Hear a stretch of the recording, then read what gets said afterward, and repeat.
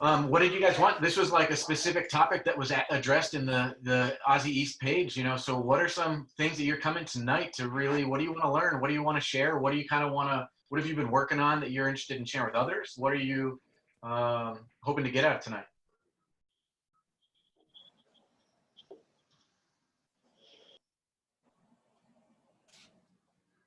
Personally, I'm thinking about some search for next year and missing being out there this year. So just trying to get together with some folks and take a look at things and bat some ideas around, see how other people are looking at and thinking about what it is that we're doing out there.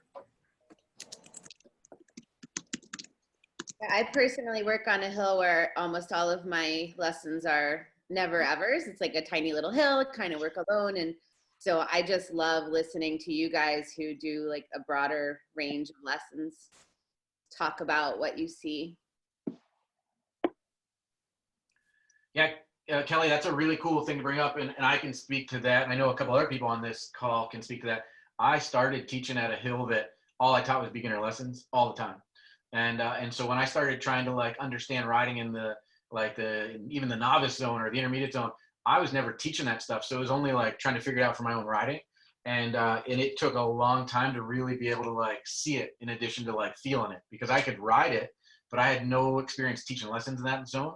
And so it took me a long time to kind of like be able to figure out what does it look like when somebody else is doing it, because I just wasn't getting the opportunity to teach those lessons. So that's not an uncommon story. There's a lot of folks on this this call right now, and a lot of folks in our division that started teaching at hills that are 100 feet, 200 feet, 250, 300 feet tall, and 95% of the lessons are absolutely day one or beginner lessons. Yeah, thanks. I'm looking to develop my eye a little bit better, finding those little cues, you know, at the beginning of the turn, at the end of the turn, to help me just be able to call it out a little bit easier. The cool thing with that is you're talking about specifics that you're looking for and like specific timing, right? You know, I love that when I hear somebody have that kind of idea or that goal, because you're already honing in on a very specific part of what you're looking for. You know, all the time we get people that are saying like, hey, watch these 5 turns and tell me what you think. And in reality, it's like, what are you working on? Are you working on a very specific part of the turn? Are you working on how you switch edges? Are you working on just being in balance at the start of the turn and the finish of the turn, whatever it is? You know, starting to hone in a little bit more on specific like timing is going to be huge. And that's one of the things we're going to talk about tonight is really starting to like segment out and break apart what we're looking at. And instead of just being the super broad brush that we're painting with, get a little bit more focused on like details so that we can see it, so we can share it, all that type of stuff. Oh, Jackie, look at the background. I love it. Just wanted to have something different. Nice. Jackie, what are you looking to get out tonight? Just to learn more, you know me, just listening to you guys and learning, getting ready for next season, hopefully. Cool. And I obviously I get to work with Jackie all the time, and I hear that. And Jackie, it's going to be just as much you listening to these guys and girls as much as them listening to you, because you have a ton to bring to the table. So by all means, definitely keep sharing tonight. Thank you. So just kind of kicking it into the next, you know, if you start jumping into our manuals, some of the new manuals, like the Teaching Snow Sports Manual, is starting to really give a playbook for movement analysis and MA, and kind of breaking it out into pieces. Those of you that know me definitely know that like book words is not necessarily the way that my brain works. You know, so I always try to like, what are the book words? And then what do those really mean to me? And so this slide I just threw together, you know, movement analysis is a lot about observing, evaluating, and prescribing. Those are the book words. Those are the words that you can look up in the dictionary. And that's a really good capture-all, right? But I just threw in some boxes what those mean to me, and how do we kind of like segment those out and get a little bit more detail oriented. And, you know, so I have under that observe. I'm not going to read tonight to you guys, but you can kind of go, I'll just kind of cliff notes to you. But observe is watching, right? You're watching what's going on. You're paying attention to what the snowboard's doing, what the person's doing. You're watching. That's like the phase where you are like, you're honing in and you're using all of your ability to watching what's going on. And I sometimes dumb it down to say watch, almost too dumbed down, because it's like, it's taken in with all your senses. You know, it's not just watching with your eyes, but it's listening, it's feeling what's going on. It's definitely taking in the whole picture of whatever the person you're working with is doing, and kind of starting to develop an image or a idea or model. You know, and then you move on to evaluate. And this is where like you start to describe. And when I use describe, I don't think of it as always me telling them what's going on. It's me creating like an internal monologue, you know, describing it to myself first, and figuring out what I'm going to describe, because as instructors, we all have like a ton of knowledge, and we have a lot of buzzwords that go through our head all the time. We see something going on, and I might be able to scream out like, oh man, that person, you know, was a little late, collapsing their front knee, and that's why they got a little late in that turn. That's why they got wobbly. But if all of a sudden I start saying that student, it might not make sense. So this describe phase is where I start to like think about what am I seeing? How do I describe it to myself? And then that end of it is, how do I start to give this into a simple and usable description that our students need, right? That's the meat. That's why they're coming to hang out with us. That's why they want to ride with us. It's because we can see it, we have experiences, and then we can describe what they need out of it. And then that prescribe box, you know, it's giving them the how, the what, the when. I have TID in those parentheses because it's TID. It's giving them exactly what Brian was talking about. Not just the general, oh man, you were kind of like flexing and extending a whole lot. Those were some great turns. But it was like, no, I really liked how at the beginning of the turn, you were getting nice and low, and you were nice and balanced, and that allowed you to set an edge, and that allowed you to really grip early. And you're giving them specifics. It's not just like this super generic, broad, you know, throwaway comment, but you're giving them something that they can see. And then prescribing is telling them when it's going well, when they can go a little bit better, what they can do on the next 5 turns, what they can do on the next 5 runs, you know, starting to prescribe what they can do to kind of put it in play. And in that word effective, you see that all the time, you know, in our AASI world. And I really love that word because I hate this idea of good riding, bad riding. There's ways that we just ride that are really effective. There's ways that are not as effective, but can be really fun. There's ways that are really smooth and stylish. There's ways that are like herky-jerky. We're looking for just giving people the tools to go out and be able to accomplish whatever they want to accomplish. And it's a lot about what are their goals.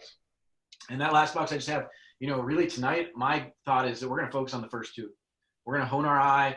We're going to kind of talk through how are we putting these words together? How are we creating something that we want to communicate to our students, how we communicate to ourselves, how we kind of create a shared language. So I really think tonight's focused on those first 2 boxes. And I think when we get together next time, maybe it's on that prescription box. And a lot of the stuff tonight, you know, I stole right out of all our manuals. You're going to recognize a lot of the stuff that we're talking about, what we're doing. I just threw it up in some rudimentary ways up on the screen. And, you know, so different ways to do MA. You guys have probably seen this, right? And if you haven't, it's okay, because here it is for you tonight. But we kind of lump it into like 3 really like gross, broad ways that we can watch what somebody's doing. And they're right there. It's top down, it's core out, it's board up. And really what that means is sometimes like our eyes gravitate on the top of the rider and how all their movements flow through their body and then translate to the snowboard. And then sometimes our eyes really gravitate towards what are they doing with their core, their center mass, their middle point, the big meaty part of them. What are they doing with that part that then affects what the snowboard does, and then what affects above that as they balance and they make all these like recovery moves and balance moves. It's busy and it's not they're not picking up. I got.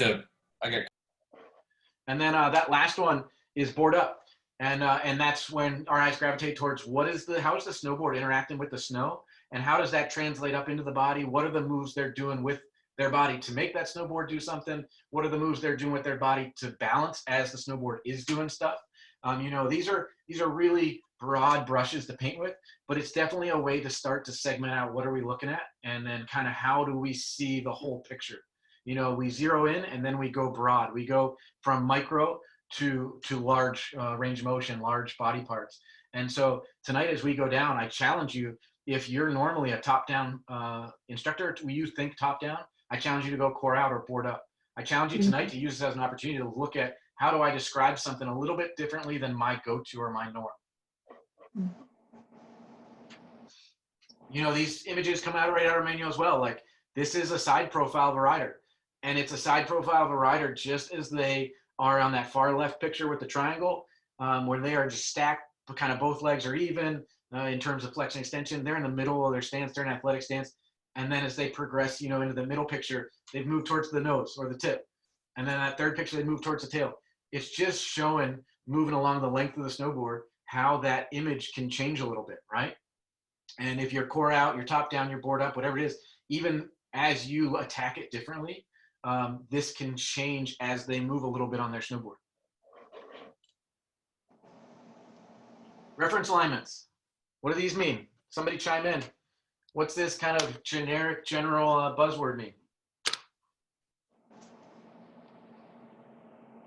Shoulders to terrain, parallel, keeping your shoulders in line with the terrain that you're on.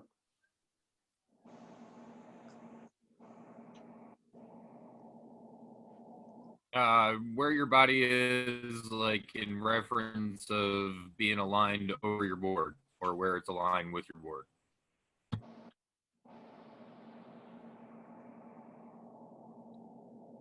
Yeah, and I think a very neutral alignment, you know, not favoring any particular part of the snowboard. That's a really cool addition, you know, like going with not favoring anything. I love that just simple definition because it gives me a picture, right? It's kind of just our natural stance. Where do we stand when we're not trying to do anything or make the snowboard do anything cool, right? We've all seen this picture, and it goes right to what Dylan was just talking about. Shoulders to terrain. You know, you can draw some parallels right through the body. If you thought about those parallels as like a broomstick, you should be able to move it from shoulders to hips to knees to board. And when you're not trying to do anything, you should be able to create some parallel lines to the body. Now, we're all built differently. We're all different levels of athleticism. We all bring little different things to the table. So somebody's natural stance might be a little canted or a little out of norm, but their home stance, this kind of creating parallel lines, is just aiming to try to get as much efficiency out of the body as possible, right? In this balanced stance, you're going to have the maximum opportunity to flex or extend your legs. You're going to have a maximum opportunity to get taller, get short. You're just giving yourself the advantage of how the body can work most efficiently. And so that's why this reference stance or this reference alignment is such an important kind of baseline. I just put together, again, some rudimentary pictures. You can create reference even though pitch and terrain changes, right? Dylan knocked it out of the park when he said shoulders to terrain. Well, in all these pictures, the shoulders are parallel with the terrain as the person's going up and over something. You can create these reference alignments regardless of if the person's standing on a flat pitch or if they're on something super steep or they're in the air. It's going to be a big, important key to tonight as we start to describe some riders in motion to kind of find your baseline. Where are they most efficient? Where are they most effective? Where is their body the most athletic, if you would? Questions on that? Everybody kind of, these are all things in all our manuals. I'm not trying to preach to the choir. You guys know this stuff, but it's good baseline because we're going to get into watching some video. And so it's good that we're kind of all just starting to get the rust knocked off our brains and starting to think about snowboarding because for a lot of us on this call, they haven't been snowboarding in a couple months. Cool. So I threw together an ollie and it comes from this reference. And again, this isn't animation. This is just the idea of movement in some of the images we've seen. So this person, this rider in reference, all of a sudden starts to move to the tail, right? And they just shift their weight. That's all it takes to create an ollie is you're shifting towards the tail of the snowboard. And all of a sudden there's that explosion, that like movement of the center mass up towards the nose. And all of a sudden they start to level out and then they can regain reference. It's just looking at how are we moving in a super rudimentary way on our snowboard and how are we looking at it? Am I looking at where's the feet in the snowboard? Am I looking at the core? Am I looking at the head? What am I looking at as I start to describe as something as rudimentary as an ollie? And then I think, Tara, you hit it when we were talking about cause and effect right out of the gate. You know, these are the foundations of how we describe stuff. When we talk about movement concepts, get your mind thinking down the lines of flexion, extension, rotation. When we talk about snowboard, talk about tilt, twist, pivot, and pressure. And then when we're talking about what the snowboard's doing, talk about what the person's doing to make that happen, you know, or talk about what the person's doing because something is happening. Those are some ways that we can definitely differentiate. Are they making proactive moves or are they reacting because something's happening? And there's no right and wrong. I make a ton of reactive moves all the time when I'm snowboarding that keep me balanced and keep me having fun. but it's not, my snowboard did something. I have to make a little movement, a slight adjustment, a micro adjustment in order to stay upright, stay balanced on top of it, in order to stay moving down the mountain. I make slight little reactive moves, right? And so sometimes we can be very proactive and make a move to make something happen. And then sometimes we can make a move because something happened. And those are two real big differentiators. Cool, now we're gonna jump into video. And I'm gonna give props to Kellyanne. She totally rose the occasion. I asked for a really random video of people doing burpees. And Kellyanne sent me this video of her not only doing burpees, but doing burpees with a snowboard on. And this is silly, right?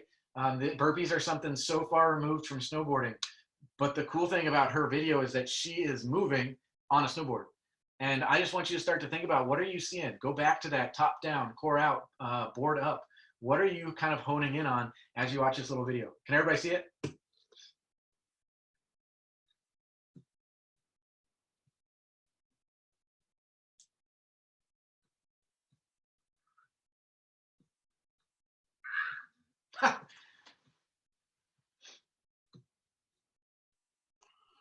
Hey, Brian, is there any way to speed up the frame rate a little bit? It's really choppy on my end. I actually am connected to my work network, and so I'm pretty high end, but I can possibly see if I can pull that. Is anybody else having trouble with the frame rate of the video? Yeah, Brian, it's choppy. It's like every 5th frame or something. Yes. Let me see. Yeah, Brian, I found that on most Zoom calls, video is always going to be a bit choppy, but it's okay. You can get the idea. Let me see if I can share a different way real quick. Bear with me for a minute.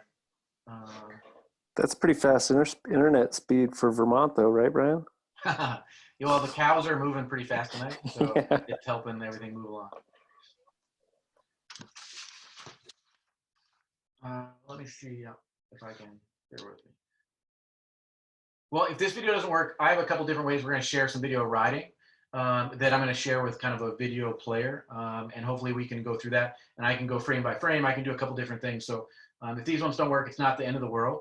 Really, I just wanted to get your brains thinking on, how is she moving? You know, how is she balanced on top of the board? What is she doing there? You know, at a really generic level, you know, what is going on? And if you can get this one slow motion, so it might be a little easier. The frame rate might still suck, but generically, think broad picture. What is she doing in this picture or in this video? A lot of flex and extend. Yes.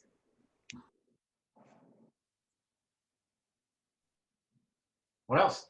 I agree. Tons of flexion extension. There's a repeated pattern of movement.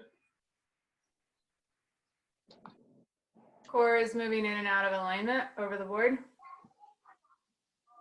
She's very balanced over the board. Yeah, her hips seem to pretty much just go straight up and down on a line, and her body kind of extends out in either direction.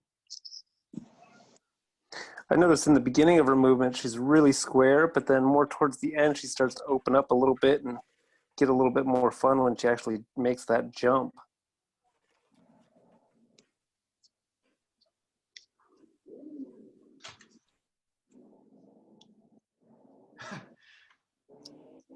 Kellyanne, what were you thinking when you were doing burpees with a snowboard on?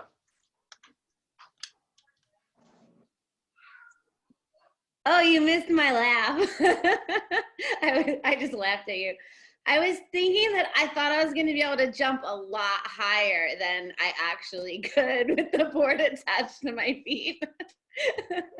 It was like, it was heavy. When you don't have snow to jump off of.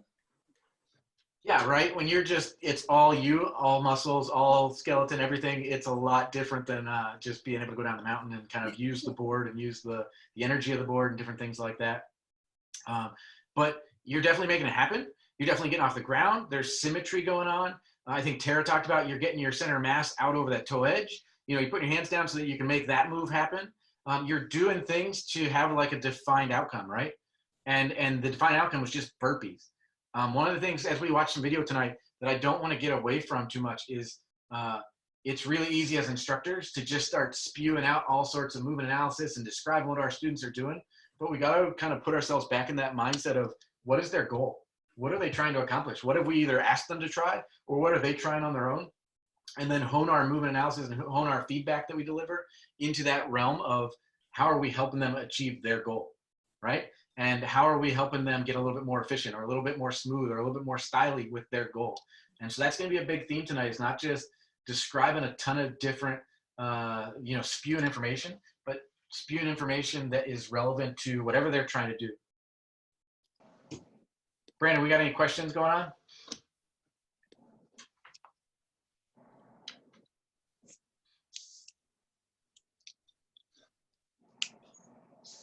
I'll take that as no. Cool. All right, so I'm going to try a couple different things. So I have this video loaded in here, but I'm going to just go jump out to player and see if that maybe helps out with some of the frame rate for everybody. But before we get there, just a couple notes, just honing back in on our performance concepts, getting our head wrapped around as we're describing stuff, just creating a common language amongst us. This is something that's in a lot of our manuals and a lot of our literature. It's just a really good way of describing a lot of things as people come down the mountain, right? You can describe their turn shape, their turn size, if they're going forward, switch, if it's skidded, if it's carved, basic, dynamic, if there's separation, if there's not separation. It's just a really good way to describe pretty much anything that's going on with them riding down the mountain. Well, again, talking about the body, flexion, extension, rotation, we get that, but be specific. If you're saying the rider's doing something, tell us what they're doing, how they're doing it, when they're doing it, how hard or how lightly they're doing it. Really hone in on the timing, the intensity, duration, so that we have a really good picture of exactly what you saw and exactly what you're basing your evaluation on, and then eventually your prescription on, right? If you're just kind of giving general talk, we might not really have seen the same thing, but if you're going to a very specific part, we can look at that and we can see if we see the same thing and really train our eye and kind of hone this group's eyes together. And then, and getting into a little bit of the VAK stuff, it's not just watching. Like I said, it's, watch is a catch-all, but it's what do you hear? What might they be feeling sensation-wise? It's all of the visual, auditory, kinesthetic sensations and ways that they're interpreting information and ways that you're interpreting what they're doing. And so I'm going to jump out of this and see if we can do this video a little bit differently.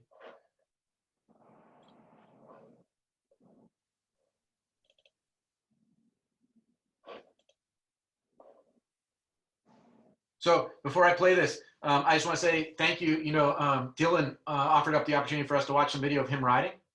He's on this call, and I know that he's super hungry for feedback. But at the same time, he doesn't want to be completely overloaded with feedback. And so as we kind of watch this, he's definitely going to be taking notes, and I know that. But I just definitely applaud you kind of for putting yourself out there.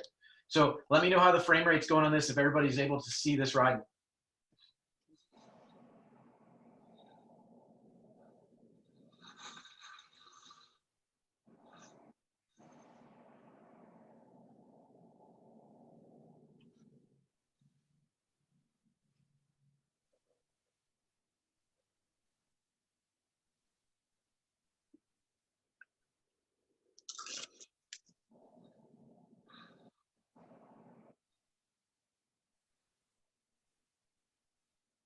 Again, be jotting some notes if you have a little notepad. What are you seeing? What are the habits, the tendencies, the things that are happening consistently? What are the things that you're kind of your eyes drawn into? Again, I challenge you, if you're normally a board up person, try to go core out or top down or vice versa.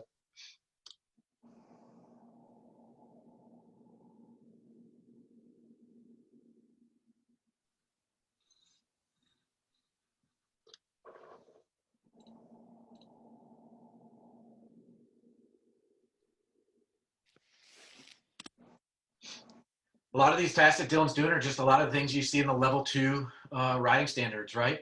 It's a lot of defined by where are we at in the level 2, which I just kind of chose for this because it's a good capture all for everybody that we might have on this call.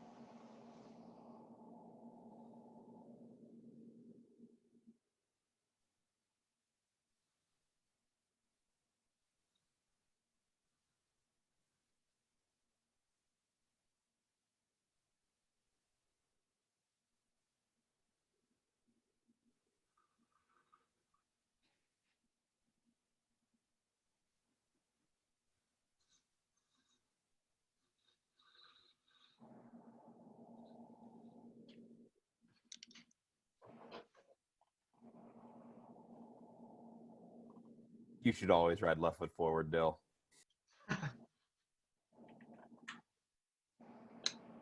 That's the wrong way. Thank you, though.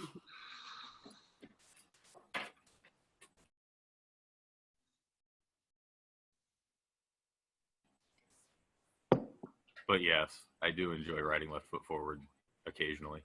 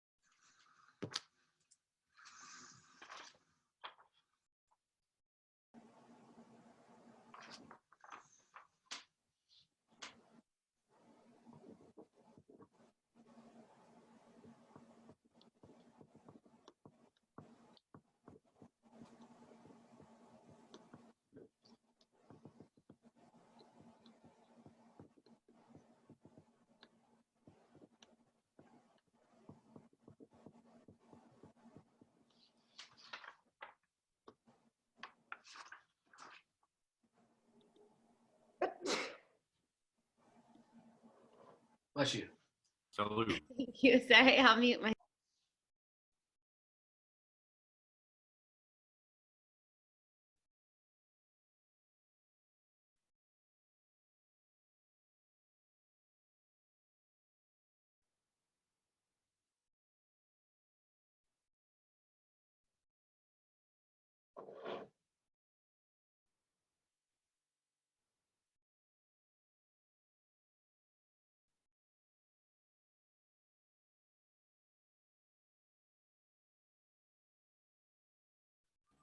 We got a lot of video, B. Yeah, it was good. I mean, we shot this, what, in maybe an hour? Yeah, I think it was like an hour and 15, 20 minutes.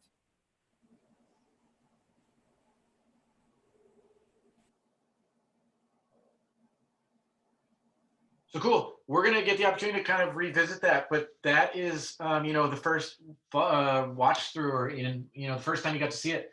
Where, group discussion, open it up. Where are your eyes kind of gravitating towards? What are you seeing? What are the things that, there was little blurbs about what the task was and kind of maybe a little blurb on the terrain. But what were you kind of honing in on? Where were you looking? If this was your student, put yourself in the mindset of that. You're working with Dylan in this environment. Well, what are you guys seeing? Dylan, in your short radius turns, I'm noticing you're not very active with that back foot with the counter twist at the top of the turn. Just something I'm seeing. I think he does a really good job of doing exactly what he talked about with reference alignment and keeping his shoulders in line with the terrain, keeping himself really well balanced for that jib stuff. That toe side initiation is awesome, and he does a great job of finishing those toe side turns and staying stacked right over where he needs to be on the board. Something along those lines, it's Jem. Might have been top of free fall, actually. Short radius turns on the heel side. The engagement, edge engagement, was slightly late. I was looking at the shape of the turn as well. The heel side was a little more open, a little longer than the toe side. And I also noticed the knee on the heel side was a little bit stiffer.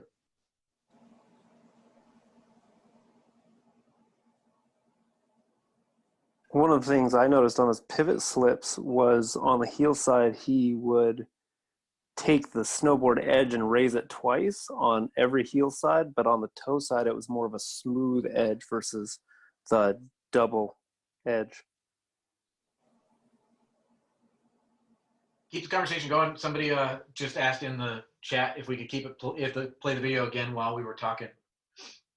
I noticed that as Dylan closed his toe side turns and they came across the hill, his right lead hip was more down the hill than his back hill hip, meaning that they were kind of rotated slightly downhill.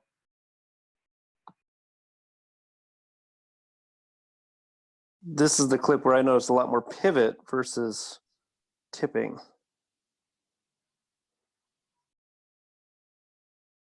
I agree, Dylan. There's a lot of, like right here, that was all front shoulder to initiate the turn, really, followed by the rest of his body.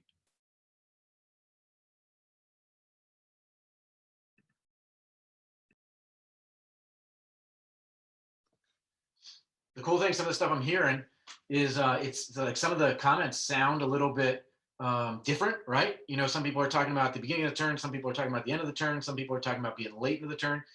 But I think the root causes that you guys are all talking about is very similar.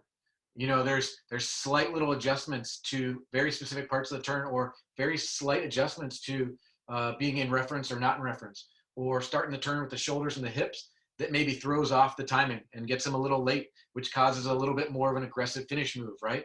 And so there's a cascading a lot of times of a move that happens that then we make all those moves that we talked about earlier, you know, those recovery moves, those balance moves, to kind of make up for what the snowboard's now doing. You know, we set the snowboard on a path, and all of a sudden we kind of make all these moves, these micro adjustments to balance on top of it.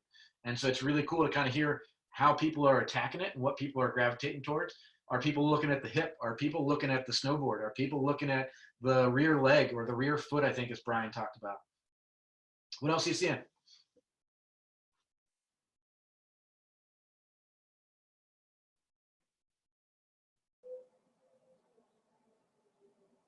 I see that back hand trailing and almost leading a little bit. And I think that that's a balancing issue where he's particularly reaching for balance. And I like to have, instead of making that hand movement middle of the way through the turn, start to bring your hip across the board at that point.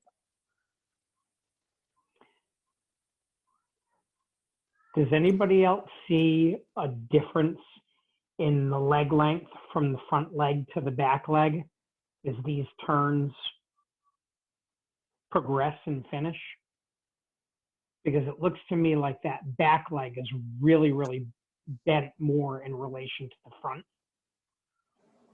Almost like he's not flexing his front ankle as much as he is flexing his back ankle.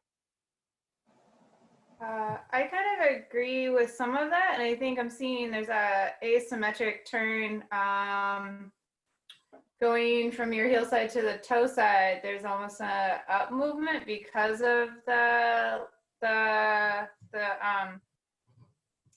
flex in the back leg versus the front leg. So there almost has to be an up movement for it to be moved to shift the weight to change edge, but it happens on the steeper areas, not on the green or blue terrain. Hey Dylan, to get inside of your mind a little bit, when you're generating your turn, where do you, like, are you trying to start it from the board and work your way up, or are you starting it kind of mentally from your head and working your way down? Most of the time I try and think about generating it from my front hip, which is where some of that early initiation from the hip comes from, I think.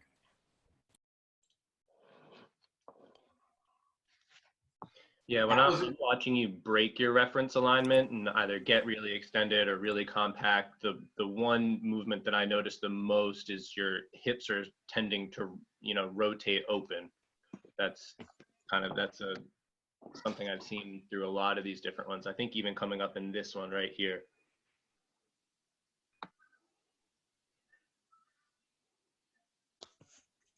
Another question for you, Dylan. Do you remember what the conditions were there? It doesn't look like it's terribly icy, but video can not be so generous with conditions. It's Mount Snow, so it's always perfect. Yeah, right. Yes.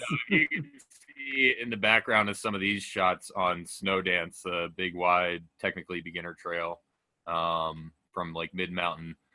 It was pretty hard-packed conditions. There was a little bit of loose stuff on the top. But there's some pretty sheer runoffs on the rocks in the background there. Dylan's being super generous. Tara, you were out with us this day. It was firm. You could grip in it, but you had to be really balanced over your edge, or you'd feel a little bit of slip and sliding going on. So he's being super generous for sure, because the conditions were definitely challenging. They were good. There was a little bit of snow you could grip into, but they were challenging for sure. Yeah, a little bit of snow with some real big icy, shiny spaces in between them.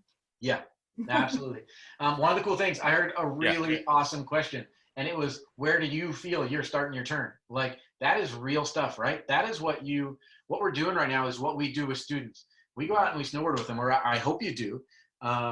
Too often, I think I see instructors that go out with their students and they immediately start, spewing information before they ever just go out and let their students ride and show them what they're bringing to the table.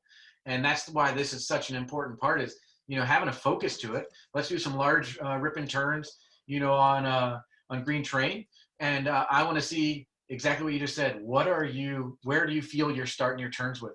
Because in this set of turns, I pulled it back to the beginning of this. If you actually watch, I think that a lot of times Dylan's shoulders are coming across the board here before his hips and before anything is moving below that. And you'll see it, again, I apologize for the frame rate. I think it's going to be on this heel to toe turn right here. The shoulders move and then the hips move, right? There's like a sequence where he's starting up high and it's moving down through the body. And there was no description of me telling Dylan how to make this turn happen. That is definitely a carved turn. He's accomplishing a task. But in this sequence, I definitely see the upper body move, and then the hips move, and then that trickle down to the snowboard, right? And everybody on this call knows there's ways that we can accomplish tasks in a bunch of different ways. Some of them are quicker, some of them are more efficient, some of them are just, they feel really fun when it hooks up and goes. I think everybody on this call would agree that board up, the things we can do with our ankles first can be the quickest to make something happen. And then we can move up to the knees, the hips, the shoulders, the head, everything above that. But in a big, long rip and carve on green terrain, dumping the shoulders across the board and then balancing and bringing the hips with you, there's nothing to be said that there's wrong with that. But it's definitely something that I noticed in this very specific task that related to that question about what do you feel is moving? What are some other things you guys are seeing?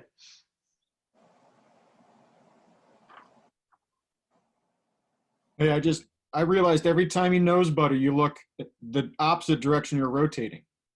Do you do that on purpose, Dylan? Or you never notice that? I don't know that I've noticed that, but it's likely.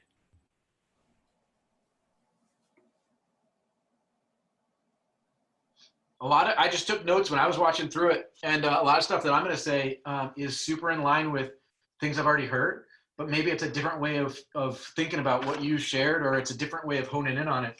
And so I'm just going to kind of go through my short little punch list of what I saw throughout the video, and I'm going to keep looping the video, and then we're going to go to some specific parts and watch some very specific parts. But some of the stuff I saw that consistently, a lot of times the rear leg stays a little bit longer, and it causes some hitches in the giddy up. And by that, I mean, when he's finishing some turns, he gets some stability issues at times. There's not a lot of flexion. That rear leg, especially right here, you can kind of see it. It's kind of like staying at the same length as you finish through the turn. And it causes some issues when you go to switch edges at times. It causes that up and over move, or that up move of the center of mass at times, because you're not able to really grip at the bottom of that turn. I talked about that. There's a little bit of an up move of the center of mass sometimes when you go to make your edge change, and it can throw you off balance at times. But you and I have been working a lot since this video on that exact thing. I think Dylan's extremely athletic. Like when you see some of this stuff, the short radius skidders, or when you see some of the stuff where he's doing the little dolphin turns over a snowmobile track, there's a ton of athleticism and a ton of range of motion when he's jibbing, ton of range of motion when he's playing, this type of stuff. Super balanced, super over the very specific part of the board. He throws like a 5 at the end of this little jib session, just like butter, almost loses it, and then just hucks himself, lands, and rides away. It's super athletic. And what I would do is I'd start to hone in on those athletic moves that he uses and start to apply that range of motion to some of the steeper stuff, to some of the stuff on black terrain, to some of the stuff when we're trying to be fast and aggressive. You guys talked about it. When the terrain gets a little steeper and aggressive, I noticed that his shoulders and his hips sometimes lead the turn. and it can cause him to be a little late. It can cause him to be a little bit having to make bracing moves mid-turn. It can cause a couple things just because, like, right there, that shoulder leads into that turn. I'm going to back that up real quick because that was a perfect example just randomly. Yeah, I find it most common from my toe into my heel side turn, which you and I have discussed. I'm trying to like go super slow-mo. And again, this is nitpicky when we go slow motion, right? We don't have this luxury when we're out on the hill with people necessarily. But when we're here, we can start to really hone in on what are the root causes. And it's an awesome tool to be able to go slow-mo, but also it's like a crutch because if we all watch ourselves ride slow motion, we're going to find so much crap that we do and we're going to be like, holy crap, what the heck am I doing there? But like right here, if I freeze that right there, that front shoulder is already in the turn, right? And that move is going to move all the way through the body. That shoulder's going to lead, the hip's going to turn, and then it's like the feet are trying to play catch up. And that's that late into the turn that I think a couple people talked about.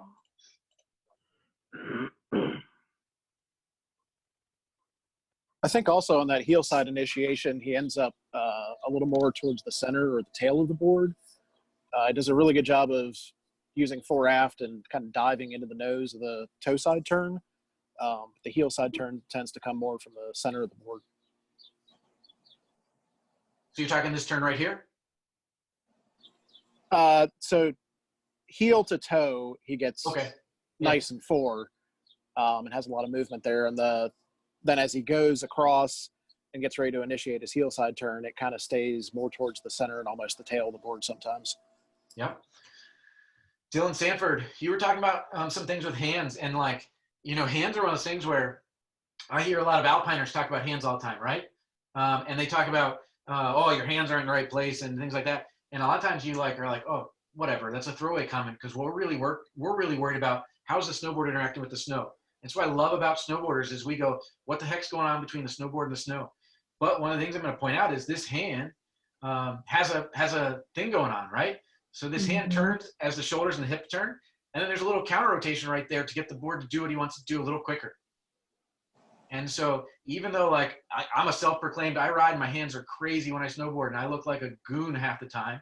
And sometimes my hands are helping, sometimes they're hurting, sometimes they're doing nothing. But in this situation, we want to watch that. Is there something going on that's really a root cause of something else? You know, being really twisted up and with the shoulders and hips leading into this turn, to get that board to happen quicker to make it into that turn, there's a little bit of a counter rotation move where the shoulders all of a sudden come back and the feet snap into that turn. And so that was a super good indicator that Dylan Sanford definitely clued in on.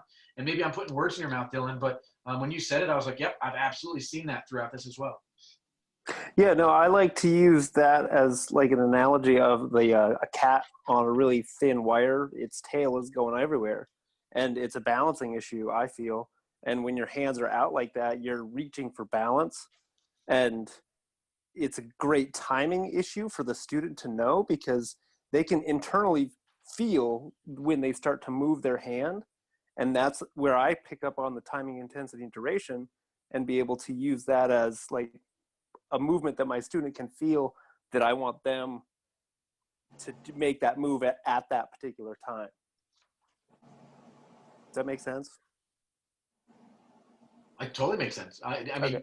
I'm going to open it to group. The thing about the tail on the cat movement is something I've never heard before.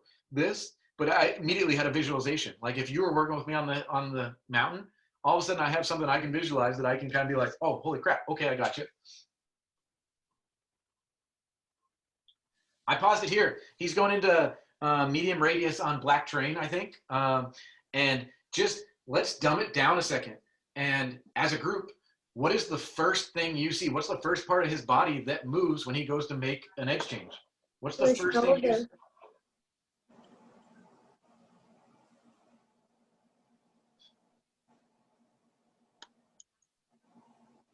His back shoulder.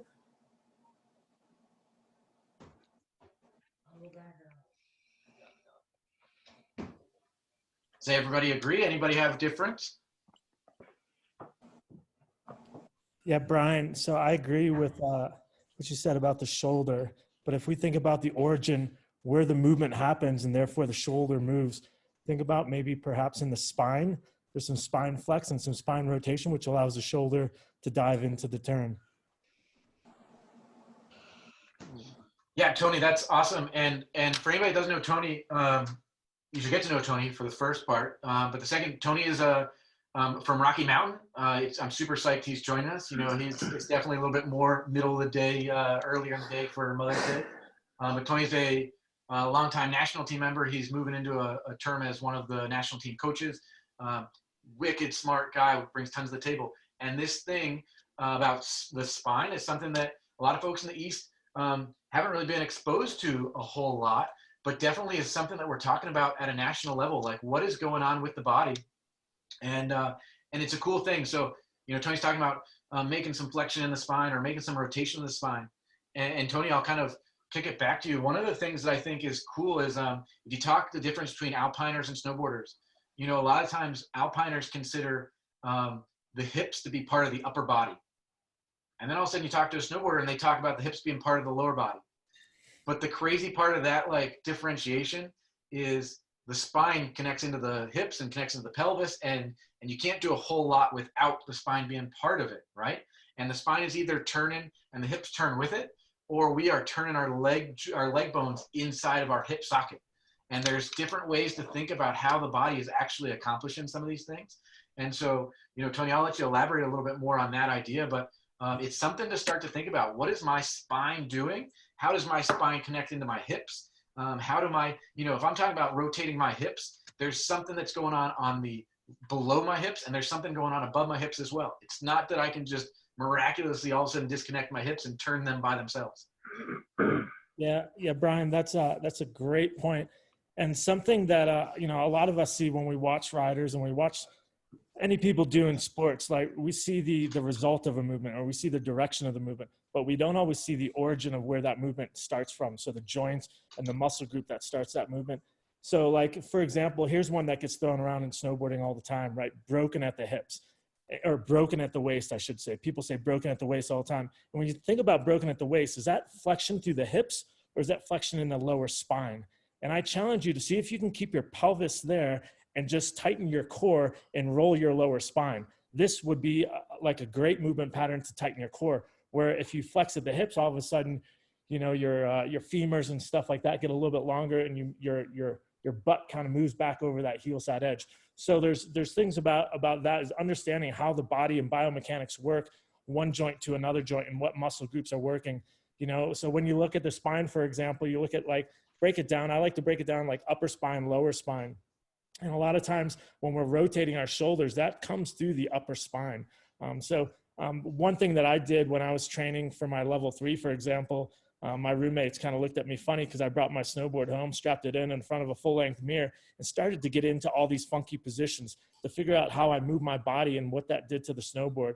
And first of all, thinking about how one joint affects another joint, and then eventually affects the snowboard. So this is a great conversation. Thanks for having me, guys. Does anybody have that's a lot of information to process. I know that's new to a lot of folks on this call. I definitely jot some notes down about that, and you can circle back with me, and I can help answer questions. But, you know, we have this amazing AASI East Facebook group, and as you start to kind of wrap your head around it, I challenge you to do exactly what Tony's talking about. You know, spend some quarantine shelter opportunity to bring your snowboard inside, or even outside. You know, go be Kellyanne in the backyard and throw a mirror up, throw a camera up, and see all the funky ways you can move.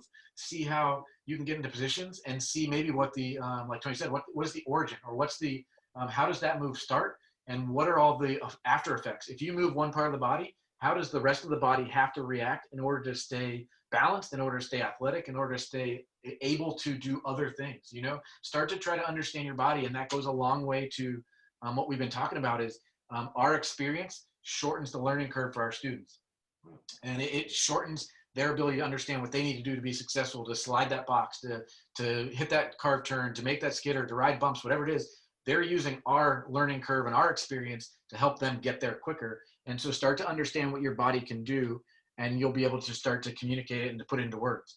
And that's kind of, it's a perfect tee up. You know, so we're talking about, you know, I have it paused. Dylan's doing medium raised skidders on black terrain.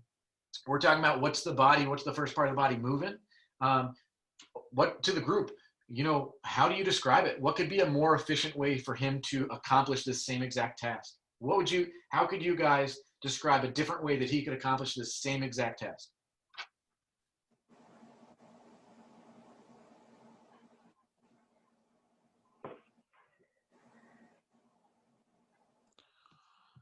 I'd start at the ankles, flex my front, since he's on heel side right now, I'd flex the front heel down to start to touch the snow and bring the rear heel up to the sky just a hair and allow the board to pivot right from the center underneath me, come through the turn.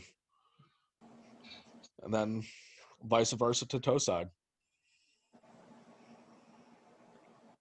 Cool. So really focusing on the feet. One thing as a group, you know, anybody that rides with me or clinics with me, you hear me really preach on this a lot. You know, I challenge you right now, put your hands out in front of you and think about how we demonstrate twist to our students, right? You know, a lot of times I see people, if I have my right hand, I move my right fingers down, I move my left fingers up. It's a really easy way for us to signify twist and show people what their feet are doing.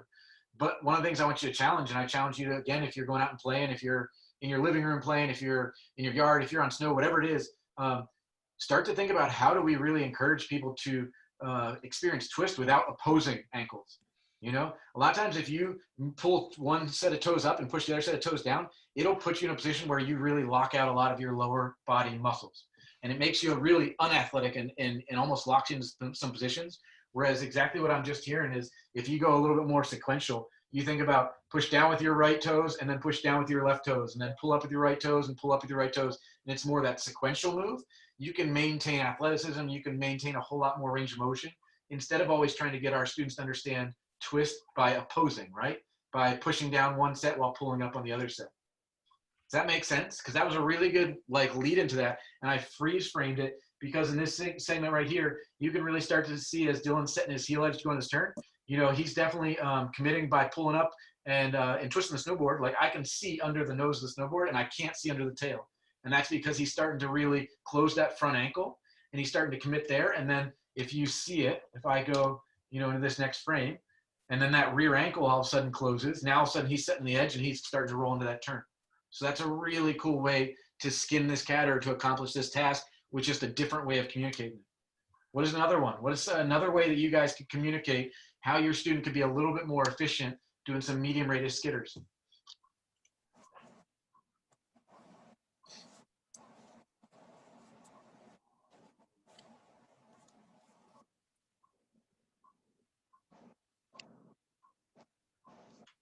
You know, for the sake of conversation, let's say that his, you know, hips are rotating because of this aggressive twist that he's using to initiate his turns. I might suggest initiating with tilt instead. So that way it's not really going to pull his hips out of rotation and keep them lined up and just give him a different effective way of making this medium radius skidded turn. That's a really cool way to attack it, right?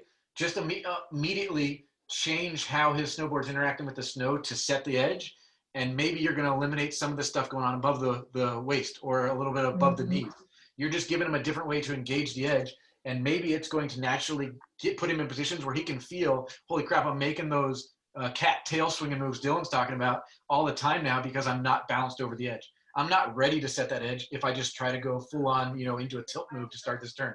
So by challenging with a different performance concept, you might either help him self-identify or at least feel some sensations that are going to link back to exactly what you guys are describing. I think one of the things that I would describe to him, because when I watch this rider ride, is he seems pretty hunched over. I would have him almost see if he can lift his shoulders back a little bit on his heels and move his hips across on the toes.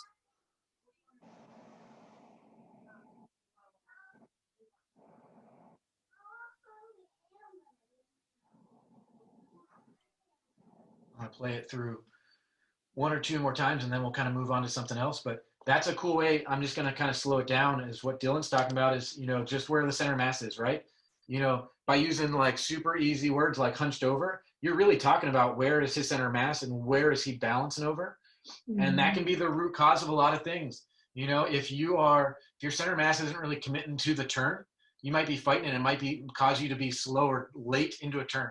It might not allow you to release your uphill edge and get across the snowboard as easily as you could if your center mass was a little bit more balanced over whichever edge is working. And so as simple as saying, hey, I just want you to stand up and make those same moves. Maybe you're going to come up with a creation for how this rider is going to self-identify, or maybe you're going to come up with a way where all of a sudden it's easier for him to release and move across the board. Like right here, by being twisted up and a little bit broken at the waist, it's going to be hard to get the hips across the board smoothly, right? If you're a little bit more squared up, if we go back to those reference alignments, you're a little bit more squared up and you're a little bit more in balance and maybe a little bit more over the heel edge here, you know, as he's finishing this turn, if you're a little bit more upright and a little bit more balanced over the heel edge, it might be easier to move across the board into the new turn. And so Dylan's solution might be, hey, let's just stand up a little bit. But my challenge, Dylan, is to tell him where to stand up, you know, go a little bit more so he knows exactly, because all the time I'll be working with people and that'll be in my head, like exactly what we're talking about. Hey, he just needs to stand up a little bit and he'll be way more in balance. But if I don't say, hey, I want you to stand up as you're finishing your turn, and I want you to feel upright, balanced over that edge that's really gripping in the snow at the finish of your turn, then maybe he's not going to get the message. He's just going to think, oh, I need to stand up all over the place. And you're really talking about a very specific spot where that might help him get across the board into the new turn easier, right? And so that circles totally back to that TID. Where do we want him to do it? How do we want him to do it? How hard or how easy or how light do we want him to do it? Really honing in narrowing down the focus of what we're asking him to do is going to help him understand it and accomplish it better. It might be a little bit elementary, but one thing I've always noticed in my riding and in teaching at certain points is just that focus of where you're looking. And especially as you were slowing down through some of those frames, his head kind of is looking in the same spot down the hill, no matter where he's going. And I think, you know, like you said, he's got a lot of athleticism, so he can do a lot of things to make the board go where he wants to go. But if we can get him to kind of quiet things down and do less movement, that's going to make things a lot easier, a lot more efficient for him. And I think getting kind of that focus of looking across the hill or looking where he wants to go instead of just down the hill might help not get him twisted up.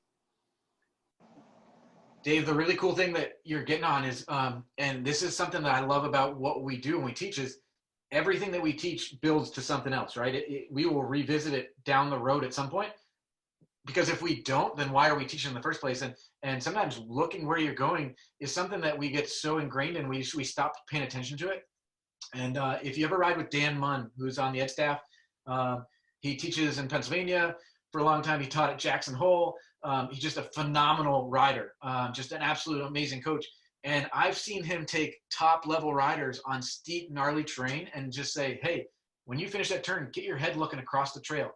And it seems so rudimentary, like you're saying, but it gets people to absolutely stay a little bit more lined up and be over the right foot and get them going. Because in that moment, that's what they need. They need to not fixate on that steep, gnarly chute. They need to get their head looking through so that their hips and their knees and their ankles and everything else can work underneath them. And it's one of those things I've heard him say, and every couple of years, like I'll see him work with a student, I'll hear it pop out, and I'll be like, holy crap, that's so basic that we start on day one about where are you looking? Are you looking down? Are you looking over? Are you looking where you're going? Because it can change perception of speed. It can change perception of how steep it is. And it can also loosen us up and make us more athletic. And so I totally encourage you to not ever even like discredit it by saying it's rudimentary, because it's an important building block. It builds into the whole big picture of what our riders are doing.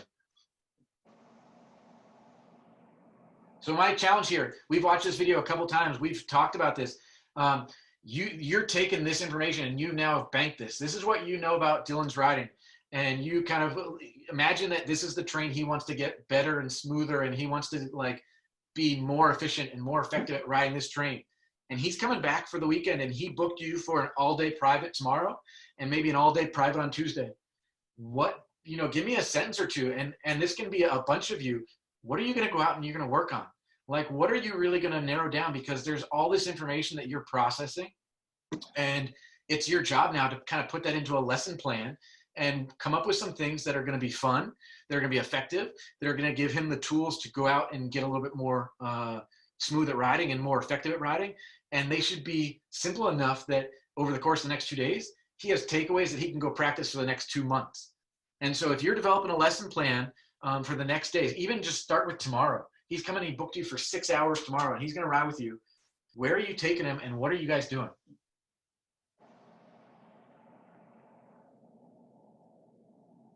I'm taking him to the beginner hill, and we're going to do switch ollies for a little while because that's a skill that he probably doesn't have yet.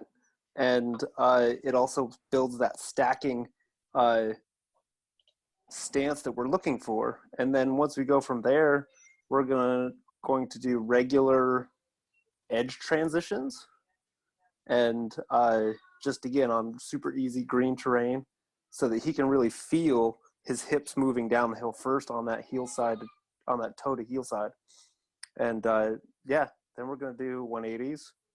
And that's day one. That's 6 hours. I love it because you're painting a picture where you're not throwing away the fun that you can obviously tell that he likes to do his riding and only go in super narrow focus and like spending 6 hours saying, hey, don't hunch over. Hey, don't turn your shoulders. So you're going back to the roots and back to the basics. So I love it. Somebody else, what are you doing with Dylan if he's your student tomorrow? I'd want to go out and film a park segment with him. Go out and just have him focus on hitting all types of features and get just 50-50 in them, like flat downs and just flat boxes, and seeing how low he can get and then giving him some video. So he'd walk away from the morning with a ton of him riding in the park, an idea of what low would actually feel like. And then we could go rip in the afternoon with those sensations into this. I love that idea because, you couldn't have teed it up better as he's doing some flatland jibbing and some 180s and stuff. We already addressed the fact that he's athletic as all hell, and going and taking him in an arena where he's going to be super successful and getting video. That's a really cool tactic to show him his range of motion, and then taking it to terrain where he can apply that range of motion for a purpose, right? And so showing him that if he goes and he 5-0 or he tail presses that flat box in the park or that flat down box and that multi-pitch box, and then also showing that range of motion of the rear leg, and then taking him to some steep terrain in the afternoon and talking about, hey, I want you to get in that range of motion at the end of your turn, and I want you to really finish hard by shortening that rear leg. You're now taking something that he has ownership of in one part of the mountain and showing him how to apply it somewhere else. The beauty of snowboarding is that it's not a million different moves. It's like 5 or 6 moves that we do, and just how do we apply them, and what is the TID of how we apply them, where we apply them, when we apply them, so that we get some outcome, right? And we can be effective. And so I love the idea of going to the park and taking some stuff that he does really well, and then in the afternoon taking him to places where he can apply that and having that takeaway of the video so that he goes, oh, okay, that's what it feels like. I can remember that sensation of 5-0 in that flat down box, and I need to feel that sensation at the end of my heel turn on steep terrain. So I love that kind of build up for day one. Somebody else, give me your day one with this student. Yeah, I noticed that he's really good at rotating his hips when he does 180s. So I would probably want to expand what he's able to do with 180s, whether they're really fast, really floaty, coming from the top, coming from the bottom, and really developing a broader understanding of how his hips are moving through something he does really well in a 180. That's totally in line with, has anybody ever heard the idea of strength identification? Strength identification is exactly what is that Steve and I, right? Yeah, so Steven was just talking about strength identification again. So what Toby was kind of talking about, what does he do really well? What are the nuts and bolts? How do I dissect what he does really well? And then give him those sensations and that timing so that he can apply it somewhere else. And so too many times when we teach skiing and riding and we teach these sports, we all of a sudden say, oh, no, that's not how you want to do it. You want to do it this way. And you kind of tear down the car and you try to rebuild a whole new engine instead of taking all the good parts out of the engine that they bring and just kind of tweaking the engine so it's a little bit more effective. And so strength identification, pocket that kind of idea of what is my student doing really well and how am I going to take that and apply it somewhere else. It's that person who there was an AASI East thread a couple weeks ago where people were talking about, does anybody ever teach falling leaves? And I chimed in and I talked about a very real student that I was working with where I was using a falling leaf in the trees with him. And we were using a falling leaf because he had some confidence issues. He was very capable of riding that section of woods, but he had some confidence issues on some very specific turns. And so we'd do a couple falling leaves. And then when we got to a spot where he felt where he could commit to moving across the the board, he would move his hips and his shoulders across the board, and he'd make this rip and turn in the woods. And it was a moment where I knew that he had that skill. I knew that we could ramp up the terrain a little bit and apply that skill to get an outcome. But I wasn't going to just go in the woods and be like, all right, you can't use that skill. You have to turn every single time. No, I'm going to draw what he does really well that builds confidence, and I'm going to apply it somewhere so that he can get a little bit more comfortable with me teaching, so he can trust me, right? And so strength identification, what Steven's talking about, is huge. Find what your students do well, and then find ways that you can apply it. Somebody else real quick, give me, what does your day one with this student look like? And then we're going to kind of flip to another video to kind of finish out the day.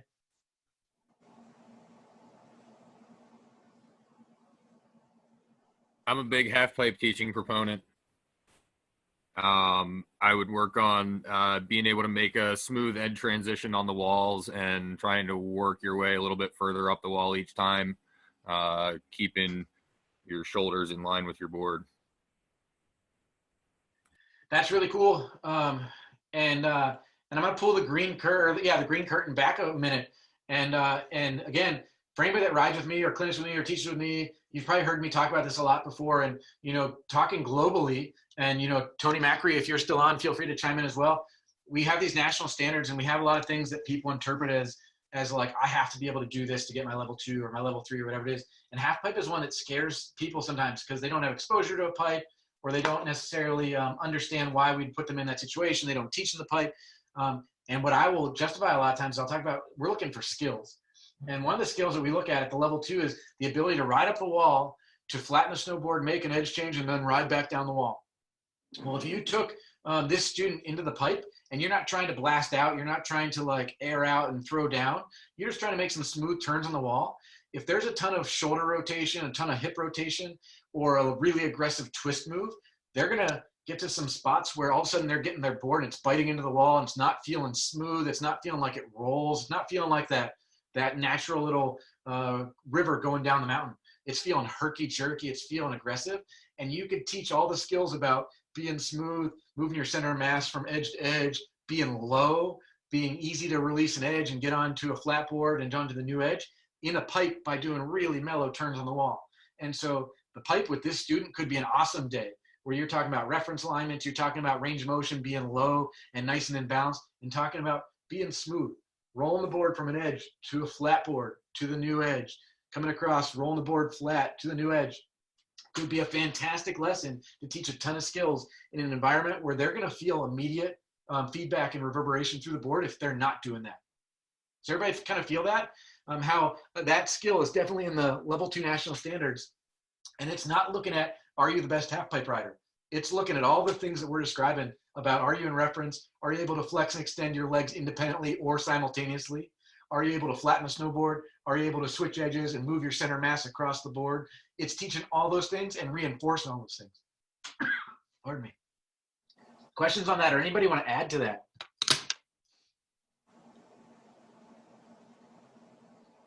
Yeah, Donovan, I'll add to it. I really like the last point that you made when you talk about like feeling the reaction from the terrain. And I think that's key. That's the key to understanding how to ride transition. And we do that just so that we can watch students and we can watch instructors to see how they manage the performance they get from that terrain. And I think one of the biggest things, that goes out, like when I watch, is it Dylan here that's riding, is, every now and then he slides a little bit, washes out a little bit, because you said that the snow is pretty firm that day. So to me, it's about letting the board seek the fall line. In the half pipe, that's exactly what we're looking for, right? Getting into that patience turn.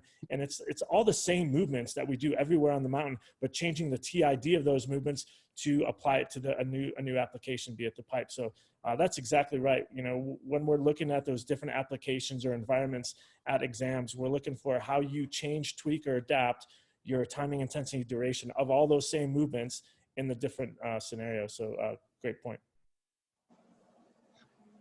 Guys, I'm just going to pivot. Oh, go ahead, Dave. I see you chiming in. Go for it. I was going to say, I think I might actually use some of this video MA in that lesson with him on the chairlift, like get some videos with him on the hill, talk through the things on the chairlift to kind of show him what I'm seeing and kind of help him translate into what he's feeling. Yeah, we've never lived in a cooler world where we have this, massive computer in our pocket all the time.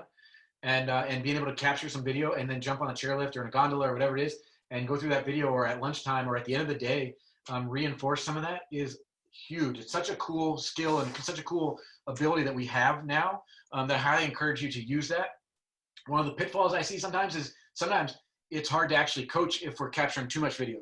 And so I see a lot of instructors try to go out and use this really cool tool, but then all of a sudden they're not able to look through this, 4-inch screen and provide real-time feedback.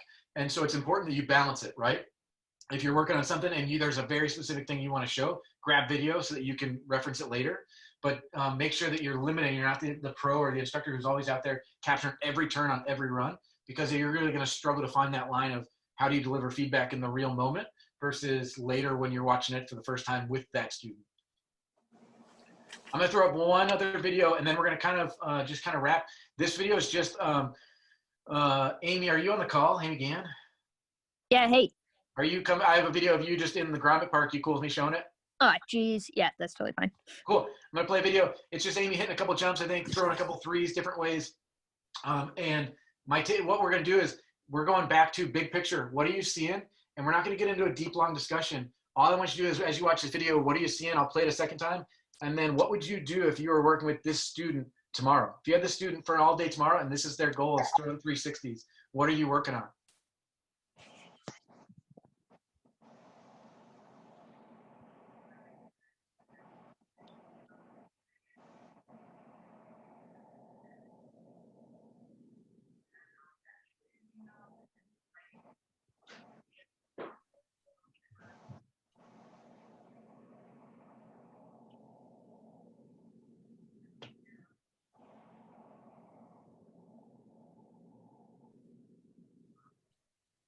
Somebody throw it out there. You have this ripping student for all day. This is like a dream lesson. Jackie Diaz, this is your dream lesson, going with a student to the park and working on threes.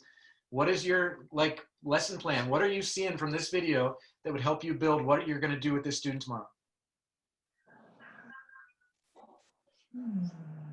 I might, if I find that lesson, I might take it into something like with a little bit more amplitude and try locking in those grabs, working on like a little bit of air awareness, because the rotation is really solid. I think that's a really cool avenue, because you're identifying that for the most part, this person looks pretty comfy in the air. Their spin is pretty unlocked. They set a really good platform. They're popping, they're spinning. So now all of a sudden you're going to air awareness. Can you increase the number of different types of grabs? Can you give them some more like bag of tricks so there's more style and diversity and they can throw out different things? A student like this, a lot of times they're throwing these threes. I see people that are like, oh, let's take it to 5. But one of the things I always challenge people is, can you grab different spots on your board during your 3? When you're spinning your 3, can you look around and can you kind of perceive what's going on? Or does it feel like it's going by in a blur, right? And so that air awareness is awesome. I noticed on this first jump, these are little jumps, but this student is super comfy carrying speed and sending this first jump super deep. So they're obviously comfortable with everything going on. So they're going to be very receptive to you starting to challenge them to get a little bit more diversified. What's somebody else doing? If this is your student all day tomorrow, what are you doing?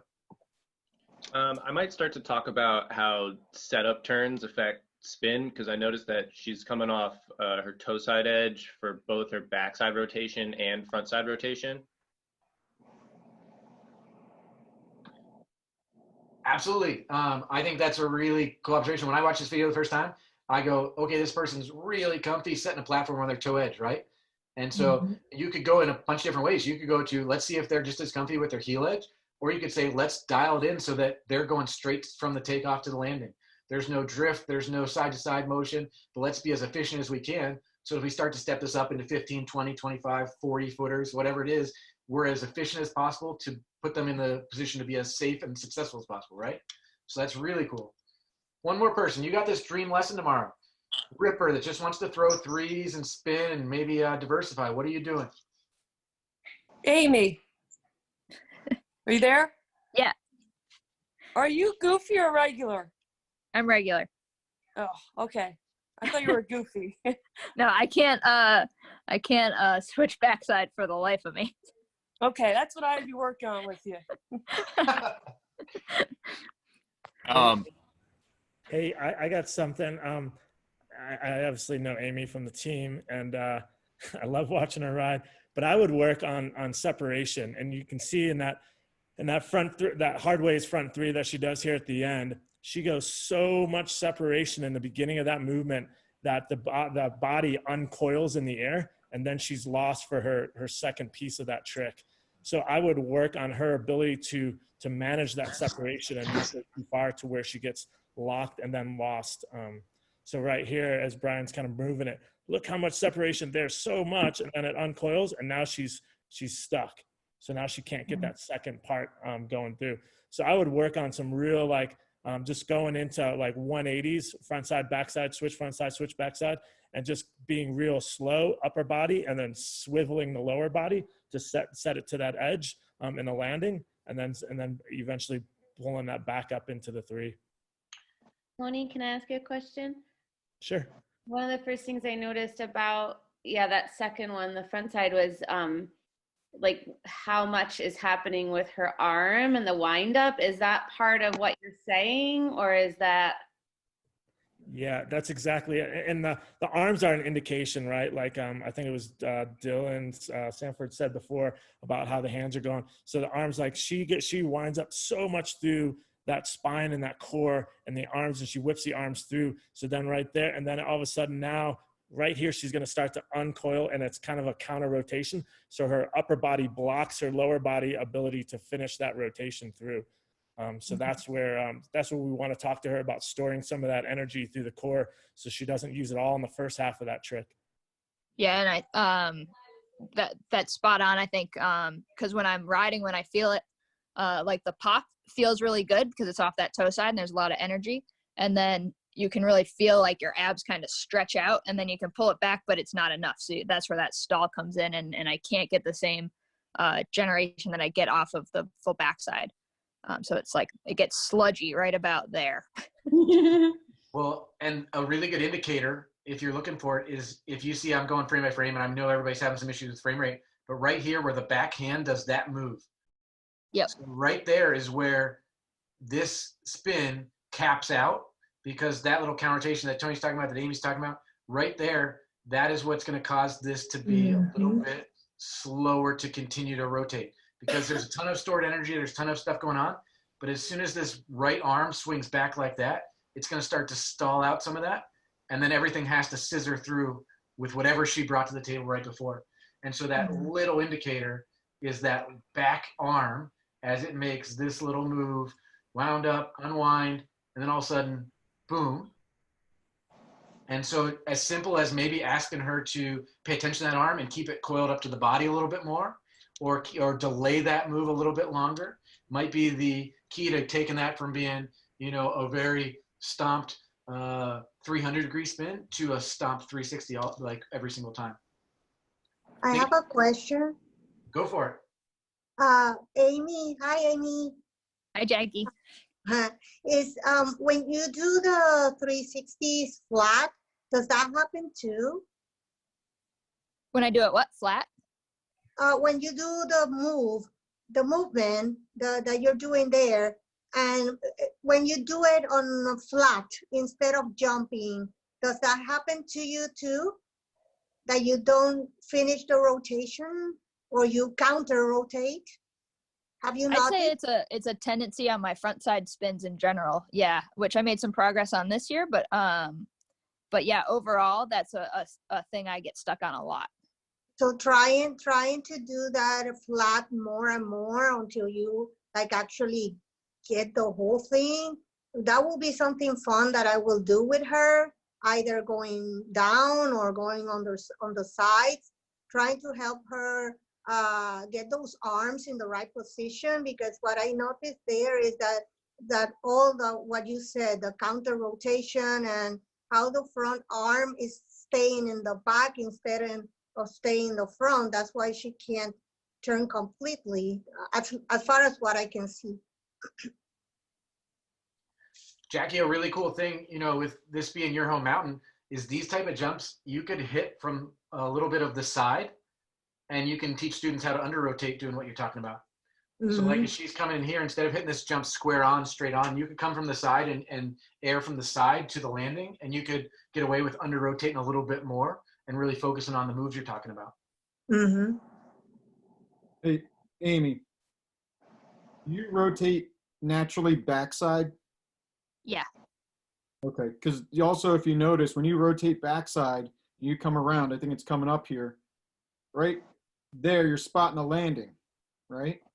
And then when you spin front side, even though it's hard way, you stop looking for the landing again.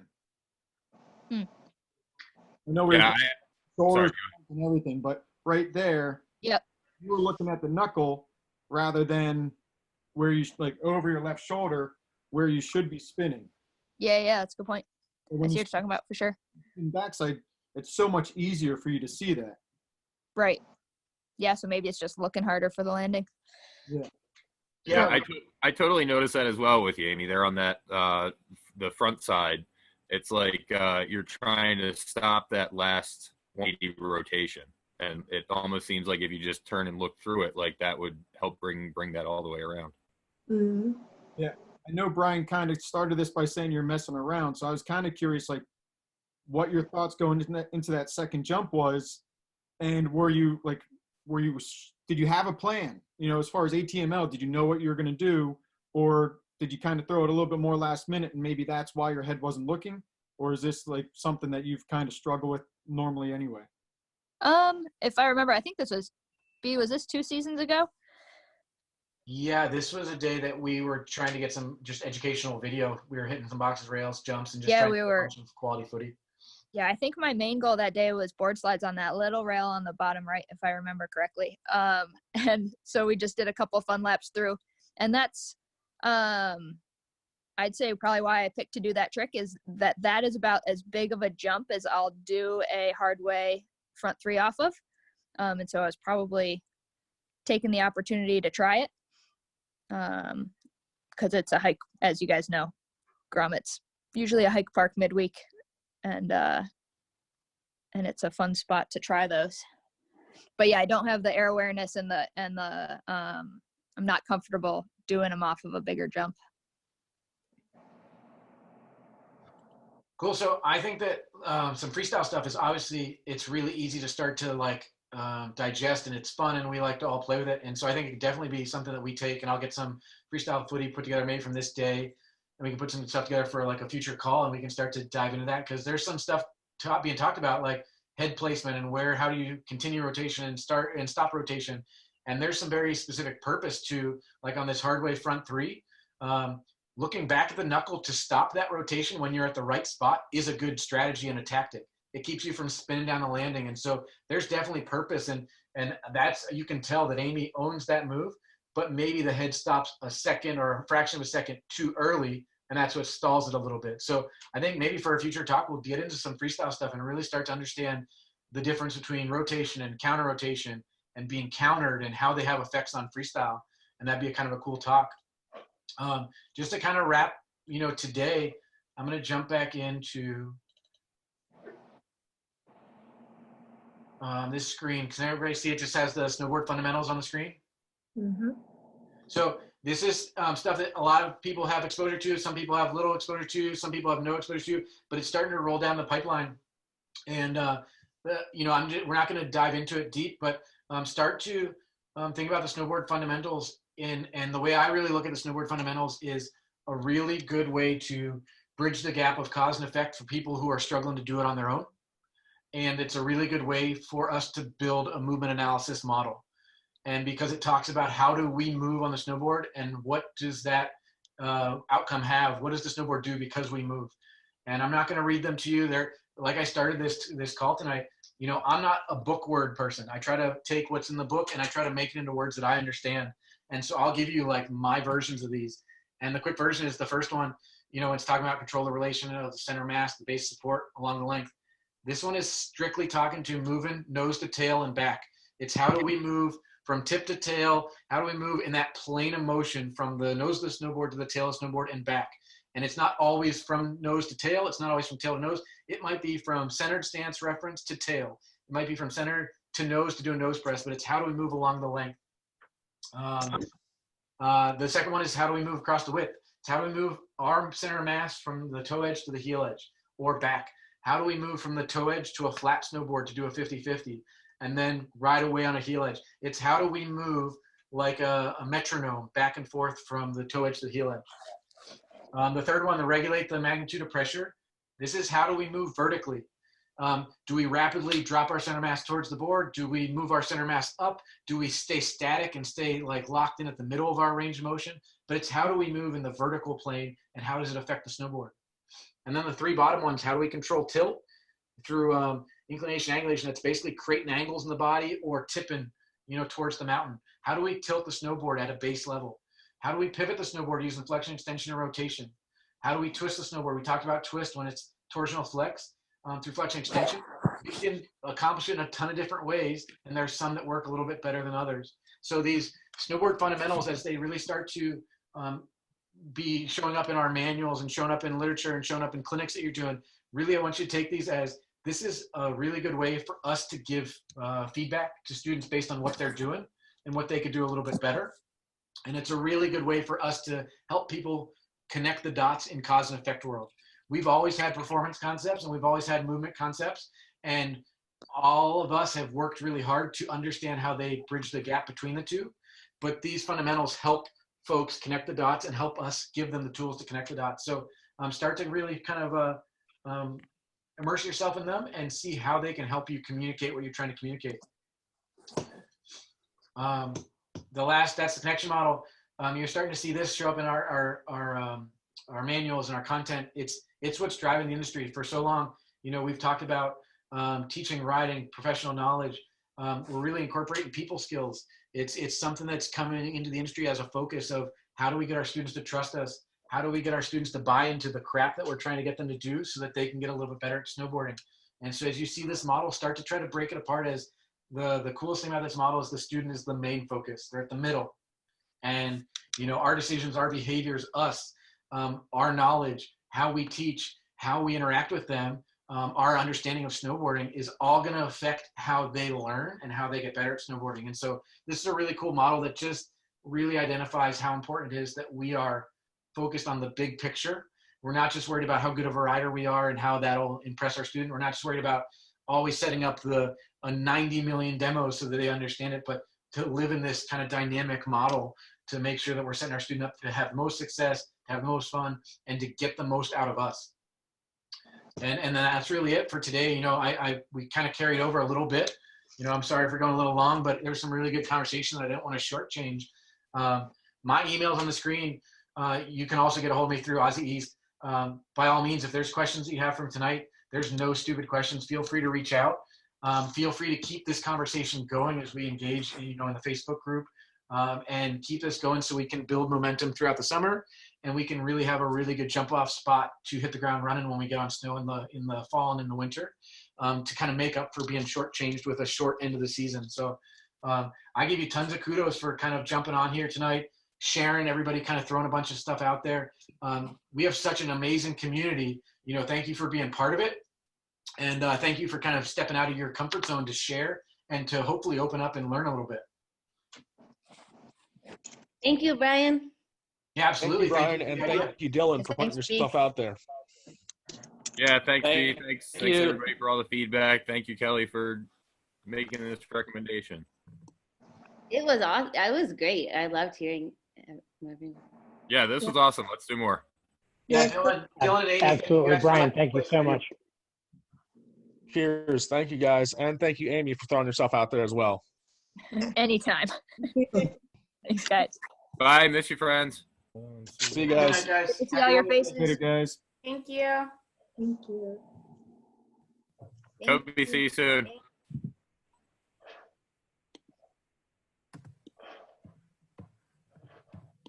Thanks, B.